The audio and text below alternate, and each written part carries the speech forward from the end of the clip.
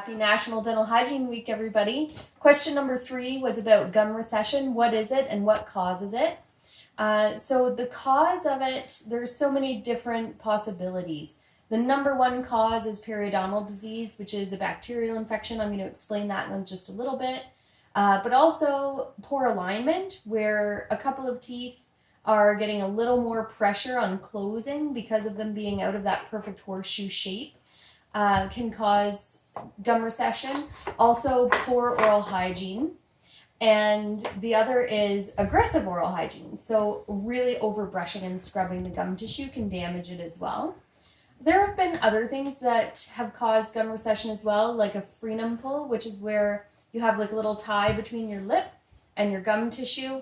And if your lip moves, it pulls on that gum tissue, and eventually you end up with recession in that one spot. And genetics can play a part in it as well. So how I normally explain gum recession to my clients when they come into the office is I draw them a picture. So because we're home, we have our chalk and sock board, and I'm going to show you how I would explain this if you were my client. So bear with the horrible artistry. All right, so that's your tooth. In perfect health, we want your gum tissue to sit right around where the crown of the tooth and the root of the tooth meet.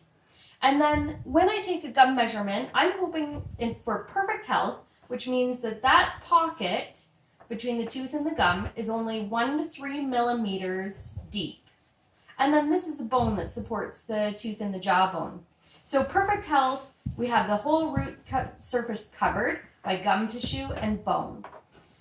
When debris gets in here, so in the case of periodontal disease related recession, what will happen is bacteria will get in here, and usually food debris, and if it's not removed with your home care, with your brushing and flossing, and you don't have a preventive appointment with your dental professional to have your teeth cleaned and have this professionally removed, eventually you end up with some swelling.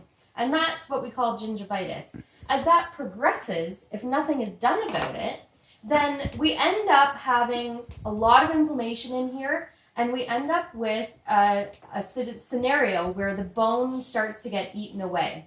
So what that would look like over here is the jawbone being down here instead of up here.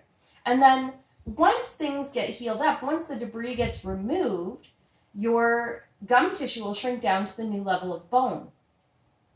So about 1 to 3 millimeters above. And then you're left with this root surface exposed. And that is what gum recession is. Gum recession, if you're looking for recession in your mouth, it quite often, the root surface is a more yellow or brown color than the enamel on the teeth. So that's one way to look for it. And also, if your teeth look really long all of a sudden, that means you're experiencing gum recession, and you should talk to your dental professional. I hope that answered your question, and I hope this helps everybody.